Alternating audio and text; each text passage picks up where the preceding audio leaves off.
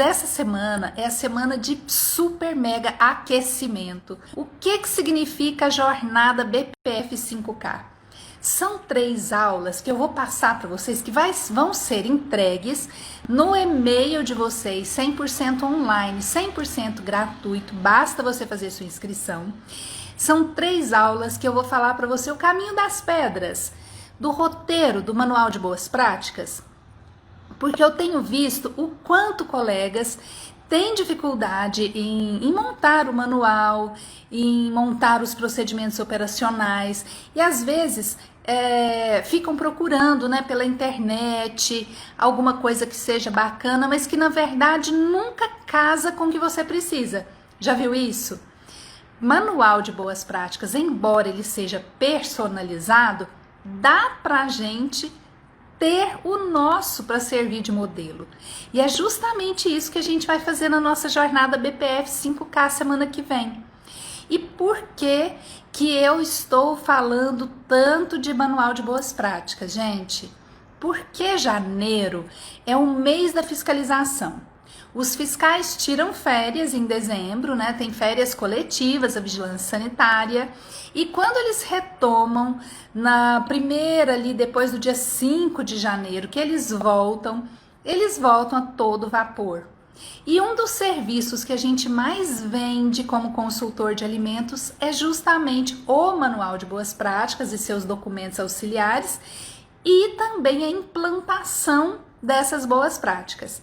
E para nós que somos, enquanto nesse caso, consultores, mas os Nutris de UAM, a mesma coisa. Por quê? Porque a fiscalização vai passar nos restaurantes, vai passar nos supermercados, vai passar nas confeitarias, a fiscalização vai passar em tudo de novo, porque vai precisar de regularizar novos documentos, alvará sanitário, e eles estão a todo vapor porque tiraram férias. A gente tem que estar preparado enquanto consultor de alimentos, enquanto nutricionista de UAM. Tem uma coisa que eu tenho descoberto muito, que são nossas colegas nutris lá da clínica, que quando chega a baixa, né, do consultório, que é muito comum em dezembro, janeiro, fevereiro, até depois do carnaval, o consultório, quem ainda não está com seu consultório 100% a todo vapor, o consultório dá uma queda. E aí eu tenho visto que até nossas colegas nutris de consultório têm essa possibilidade de também fazer manual de boas práticas.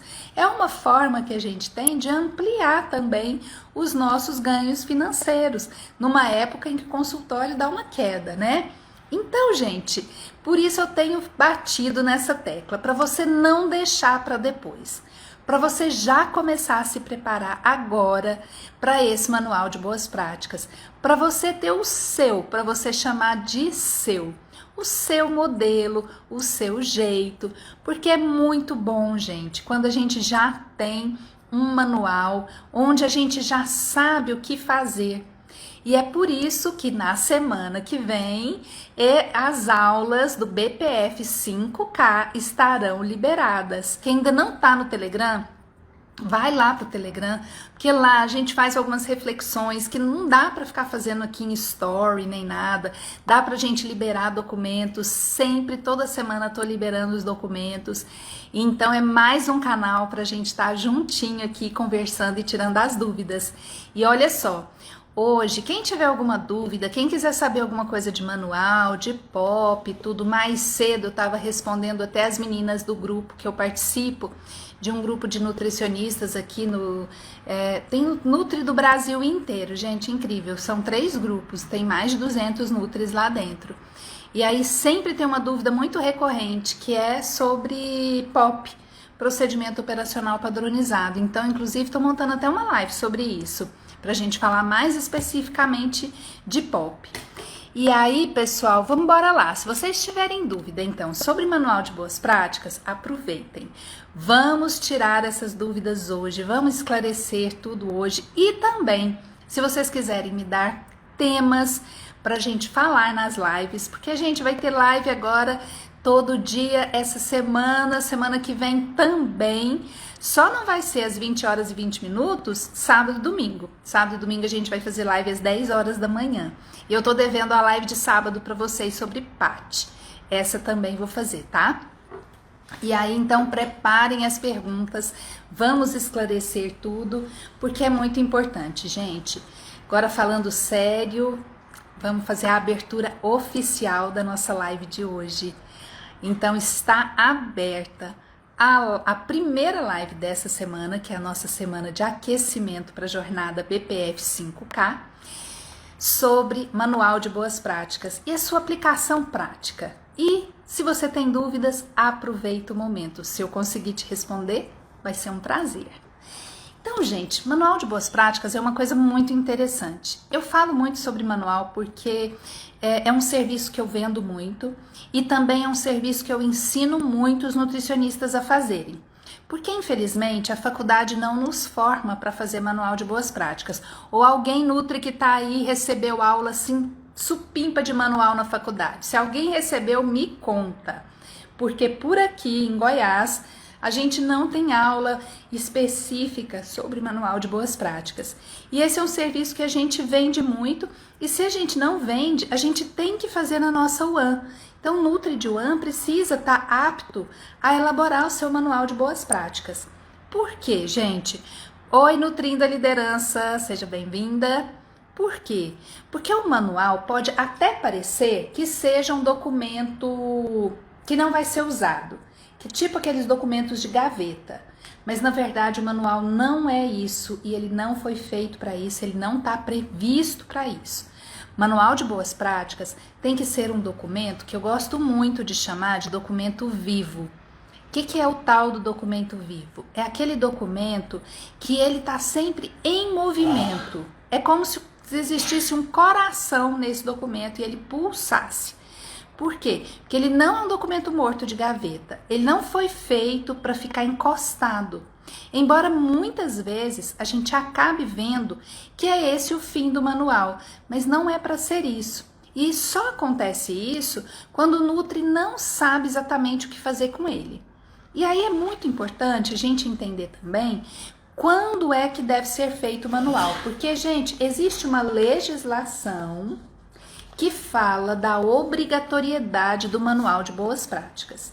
E essa legislação é a nossa queridinha RDC 216.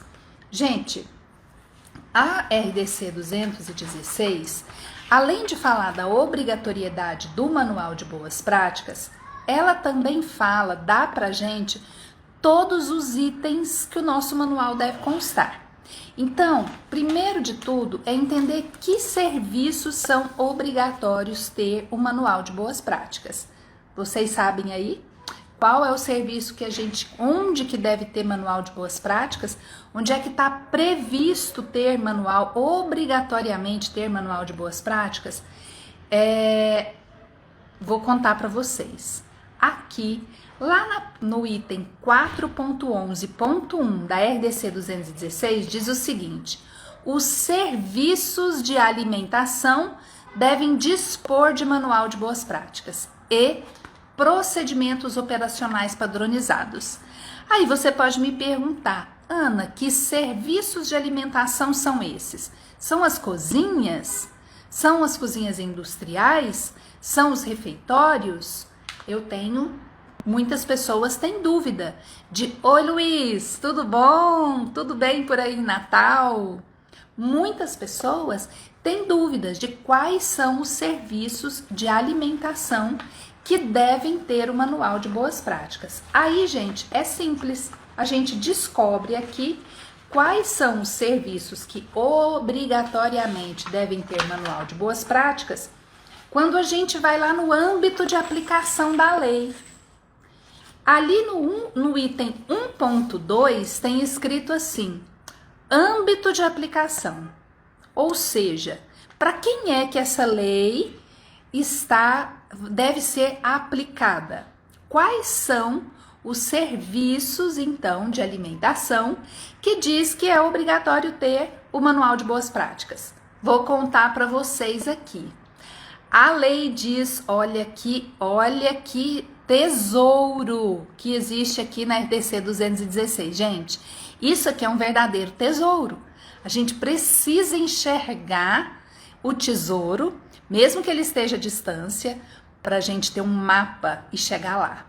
Porque olha que tesouro que é isso aqui. Vê se vocês não concordam comigo. Ela fala assim: aplica-se aos serviços de alimentação que realizam algumas das seguintes atividades: manipulação, preparação, fracionamento, armazenamento, distribuição, transporte, exposição à venda e entrega de alimentos preparados ao consumo. Só até aqui deu para você ver o mapa do tesouro que você tem na mão? O mapa do tesouro que a vigilância, a Anvisa, entregou para nós nutricionistas? Você consegue enxergar, gente, o quanto isso aqui é valioso para nós? Gente, eu acho que a gente ainda não tem ideia.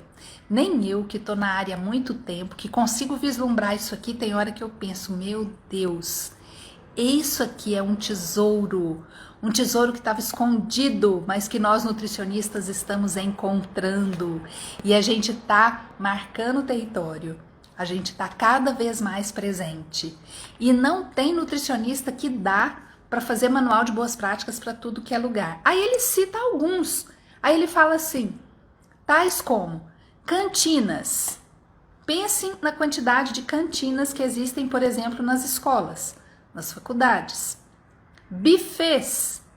Pensem em todos os serviços de buffet que tem na sua cidade. Comissarias. Confeitarias. Gente, pense em todas as confeitarias que você já viu aí na sua cidade, por menor que seja a sua cidade. Cozinhas industriais. Já viu que a gente fica pensando que serviço de alimentação é só cozinha industrial? Você tá vendo que não é só cozinha industrial? Aí, cozinhas institucionais, delicatessen, lanchonetes, padarias, pastelarias, restaurantes, todos os restaurantes, gente, aquilo, self-service, à la carte, restaurante japonês, restaurante mexicano, brasileiro, todo tipo de restaurante, rotisseries e congêneres. Quando ele fala e congêneres, gente, é todo o resto. Todo mundo que de alguma forma manipula o alimento. Já pararam para pensar na quantidade de empresas que manipulam alimentos? Fecha os olhos aí agora e pensa se tem algum na rua da sua casa. E aí pensa e começa, lista aí para mim, gente. O que você acha? Pensem em todos os lugares que vendem, que manipulam alimentos. Pensem nisso agora.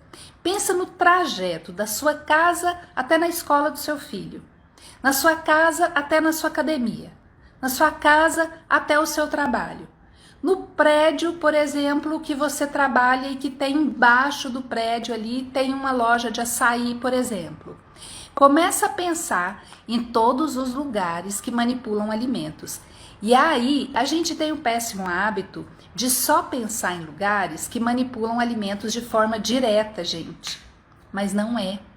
Não é só diretamente. Viu que o âmbito de aplicação de quem tem que ter manual de boas práticas fala aqui, por exemplo, armazenamento? O que você toma como uma empresa que deve ter manual de boas práticas que armazena alimentos? Me fala se você vem alguma coisa aí na sua cabeça. O que você acha que é? Vou dar uma dica. Pensem em todos os supermercados, por exemplo. Supermercado armazena alimentos, gente. Não é verdade? Sem contar que supermercado manipula diretamente alimentos. Pensem nisso. Mas além daquelas áreas de manipulação, ele também armazena alimento. Outra dica para você. Sabe aqueles atacadistas?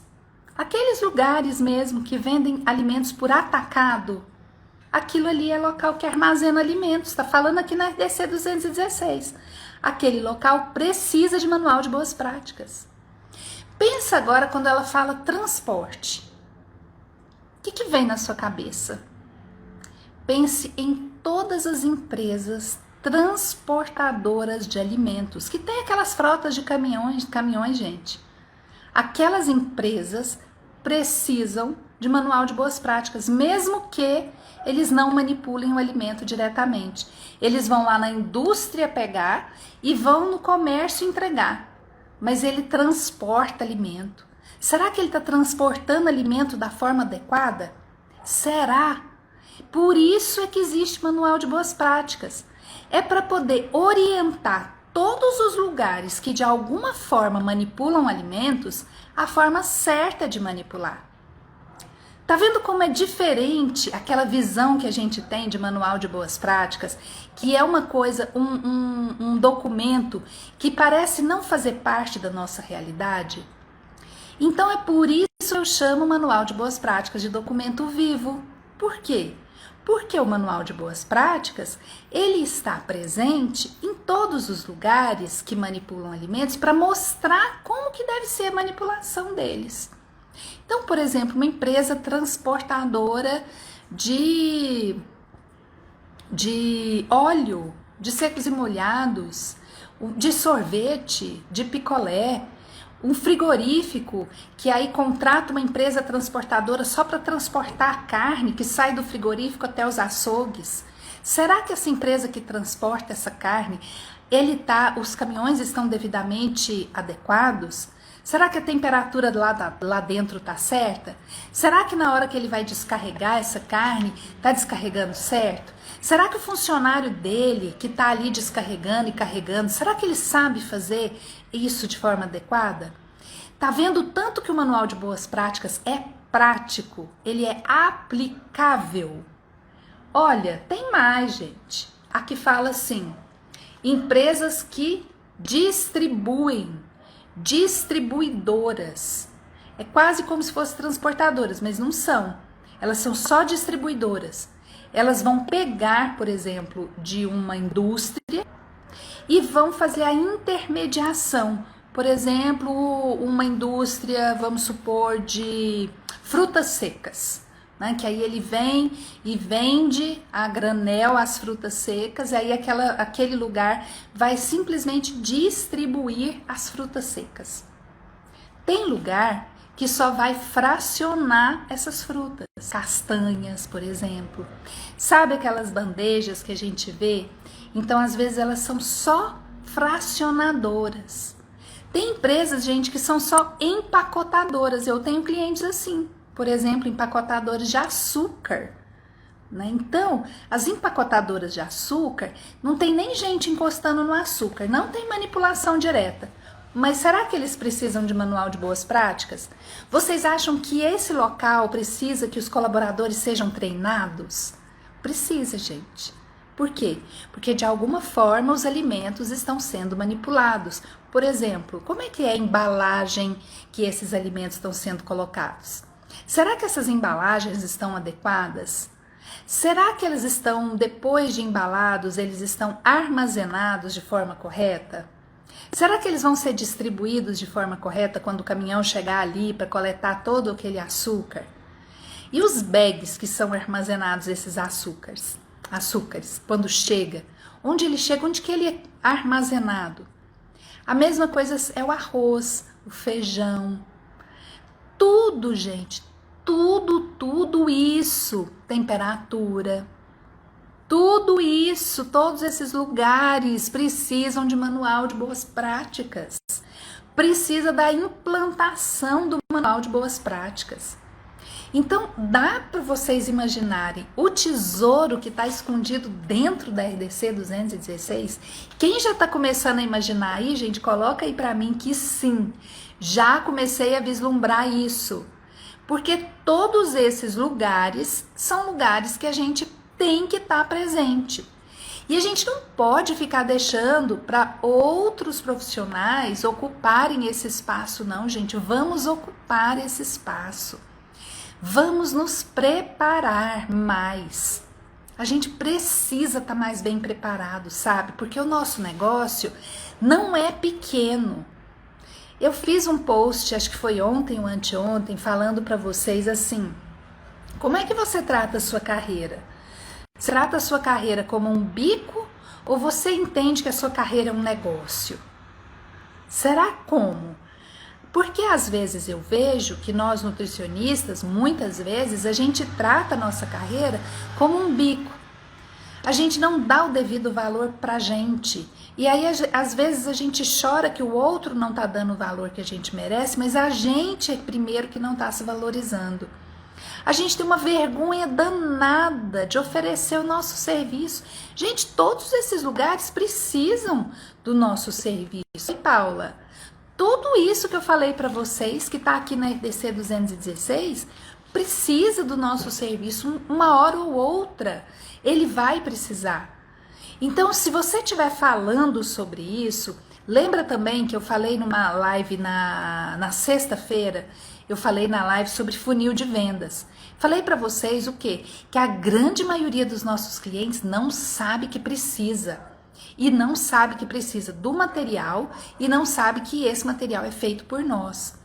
Então a gente tem que botar a boca no trombone, a gente tem que enfrentar a vergonha, tem que ter uma cara de pau, a gente tem que vencer tudo isso, começar a falar do nosso serviço. Começar a falar dos nossos trabalhos, de tudo que a gente faz, da importância da implantação das boas práticas, da importância do local ter o manual direitinho, ler esse manual. Então é bom que a gente faça o manual de uma forma prática, que é isso que eu vou ensinar nas próximas aulas da semana que vem. A gente vai aprender a fazer manual de forma bem prática mesmo. Para quê? Para o manual ser um documento simples e fácil acesso. E para a gente também, porque quando a gente faz um manual bem simples, bem de fácil acesso, o que acontece? A gente passa a usar aquele manual também. Porque é muito bom você ter um livro para pesquisar, não é? É bom quando você precisa de alguma coisa e você sabe aonde que você vai buscar. E o manual tem que ser desse jeito. E quando você está montando o manual, gente, é tão bom quando você entende a dinâmica do manual. Eu falo isso para vocês porque eu já passei tanto perrengue por causa de manual de boas práticas. Uma hora dessas eu conto para vocês o meu primeiro manual de boas práticas, como é que eu fiz. Foi muito sofrimento para fazer o danado. Mas enfim, depois que eu fui aprendendo a fazer manual de boas práticas, depois que eu fui encontrando o meu modelo, o meu jeito, é tão bom, porque a hora que eu tô fazendo o manual, eu tô entendendo o meu cliente, sabe? Eu tô aprendendo sobre ele, eu tô entendendo o que ele precisa, tá me dando tanta ideia do que eu tenho que trabalhar naquele cliente, quais vão ser os treinamentos que eu tenho que dar, que tipo de procedimento eu tenho que fazer, quais são as escalas de trabalho, frequência de limpeza, tudo isso a gente vai ter a partir do manual. Então, quando a gente monta o manual, gente, e monta com essa consciência, né, que eu tô falando para vocês, que a gente monta assim, com segurança, com confiança, entendendo o que está fazendo. Porque às vezes a gente faz automaticamente, meio que copiando, não copiando propriamente, mas você não entende aquilo, por que você está fazendo aquilo, sabe? Aí é ruim, porque você não vê aplicabilidade. Mas quando você entende o que você está fazendo, você enxerga a aplicabilidade. E mais, né, gente? Mais do que enxergar a aplicabilidade, a gente sabe hoje que é exigido, que é necessário ter. Então, não é mais do que, né? Na verdade, é somado à aplicabilidade, a gente sabe que é exigido. Por quê? Porque tem uma lei. Tem uma lei falando que serviços de alimentação obrigatoriamente tem que ter manual. Tem uma lei falando isso pra gente. Então, aqui, agora, a gente precisa começar a realmente fazer nosso manual de forma segura, com confiança e entendendo o que a gente está fazendo. Por quê? Porque aí, isso, a partir do momento que a gente consegue entender, ter confiança, a gente consegue vender esse serviço. a gente consegue também entender por que a gente está fazendo isso e aí a gente consegue convencer o outro. Porque a gente muitas vezes precisa trabalhar no convencimento dos nossos clientes, dos nossos colaboradores, da necessidade do manual. Então, isso aqui é uma coisa que é fundamental. E aí, gente, alguém tem dúvida? Alguém quer me perguntar alguma coisa sobre manual de boas práticas? Isso está fazendo sentido para vocês? Faz sentido entender que todos esses locais que a gente falou antes precisam do manual? Faz sentido entender que o que eu tô falando, que manual é um documento vivo, que ele precisa de ser atualizado? Me fala, gente, se isso tá fazendo sentido para vocês. E aí, depois que você entende tudo isso, fica simples, porque a legislação, ela vai te dando o caminho que você tem que fazer o manual. Mas é muito bom quando a gente tem o nosso, quando a gente tem o caminho, porque aí a gente vai fazendo de forma mais bacana, sabe? Mais leve o manual, mais rápido, mais ágil. Jana, que bom que você tá gostando. Que bom, coisa boa. Conta para os colegas que é assim que faz manual, que é assim que funciona. É tão bom, não sei se você tá trabalhando já na área, como que tá, né? Mas falem mesmo isso, né? Que a gente vai abrindo aí os nossos horizontes para o manual de boas práticas. E eu comecei a falar uma coisa e eu me perdi porque eu engasguei. Eu estava comentando o quanto a gente, enquanto nutricionista, trabalha com a pequenez, sem entender o quanto o nosso trabalho, gente, é e será, né, quanto ele tem valor e quanto ele será valorizado. Hoje eu estava pensando, sabe, quando eu comecei a fazer o curso de nutrição, como eu escutei algumas coisas assim, que eu teria dois caminhos sendo nutricionista. Eu escutei uma mãe de uma amiga minha falou assim: nossa, Nemília, eu não acredito que você vai fazer nutrição. Esse cursinho é tão sem graça, né? Ela era enfermeira. E aí ela falou assim: ou você vai ser empregadinha de médico, ou você vai ser a cozinheira do hospital. Gente, eu fiquei tão assim abatida e abalada quando ela falou isso, né? Que eu pensei, ela falou, nossa, eu falei assim, qual profissão assim a senhora acha que é importante, que é valorizada? Aí ela falou, porque a minha é igual a sua, eu sou enfermeira, por isso que eu tô falando isso. Aí eu falei, tá, e qual a profissão que a senhora acha que é uma profissão assim bacana? E ela falou, dentista, advogado, arquiteto, médico. E naquela data eu pensei, será que a gente não pode ser igual arquiteto, dentista, médico? Será que nossa profissão não pode ser assim valorizada igual a deles? Será que a gente não pode ganhar dinheiro igual eles ganham? Será que a população, a sociedade vai me ver como uma cozinheira de hospital?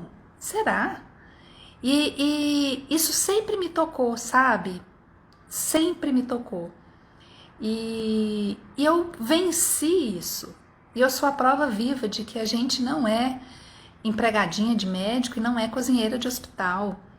Que a gente pode ser empresária do ramo de alimentação. Que a gente pode ter empresa e ganhar dinheiro com isso. Então, eu sou a prova viva disso. A minha empresa é assim. E eu fico olhando, hoje mesmo foi dia de fechamento financeiro lá da nossa empresa.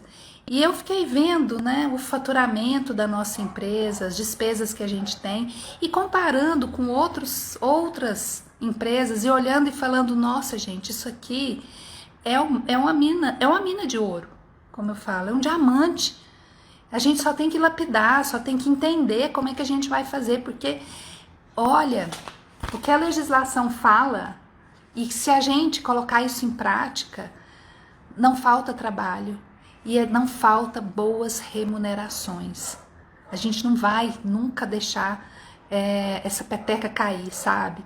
A gente tem que segurar uma na mão da outra, por isso que eu falo muito para vocês, gente, vamos falar mais sobre a nossa profissão. Gente, vamos nos unir, vamos ser Nutri 5K, que aqui é o lugar do Nutri 5K. O que é o Nutri 5K? É o Nutri que não vai se contentar com piso salarial. É o Nutri que quer mais do que o piso. Por quê? Porque a gente merece mais do que o piso. Porque o nosso trabalho trabalha com a saúde, trabalha com segurança de alimentos, trabalha com a vida. Porque se a gente não cuidar dos lugares que manipulam alimentos, sabe o que acontece? Acontece igual naquela cervejaria, que pessoas morreram por contaminação alimentar. E se a gente começar a pegar recortes de jornal, a gente vai ver o tanto de gente que morre ou que fica doente por falta de segurança de alimentos nas empresas que manipulam alimentos. E a grande maioria desses clientes futuros nossos, eles não sabem que eles estão matando, correndo risco de matar pessoas ou de adoecer pessoas. Sabe por quê? Porque muitos deles começam o negócio de alimentação do jeito que eles faziam na casa deles. Mas não é assim que funciona uma empresa de alimentação. Não pode ser do jeito que a gente faz as coisas na nossa casa. Não pode ser. Tem que ser diferente.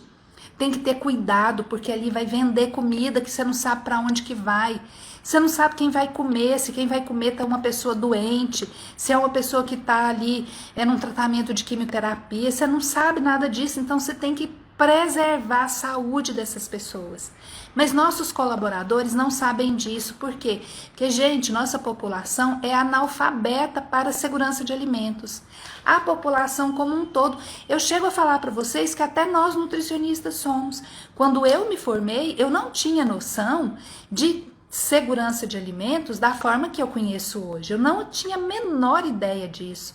E eu vejo que muitos profissionais saem formados sem ter, até hoje, 30 anos depois, sem ter essa noção do tão importante que é você entrar dentro de uma área de manipulação e lá dentro tá ambiente limpo, higiênico, colaboradores treinados, donos entendendo tudo que está fazendo. Olha, eu tive semana passada, quem está me acompanhando nas lives e no meu story viu, que eu sou consultora do Sebrae, a minha empresa, né, consultora do Sebrae, e a gente teve 3 demandas a semana passada para o norte de Goiás. E nós visitamos um restaurante e quando nós chegamos, nós levantamos para o dono do restaurante, para o casal que é um dono de restaurante, todas as necessidades que a gente estava vendo ali.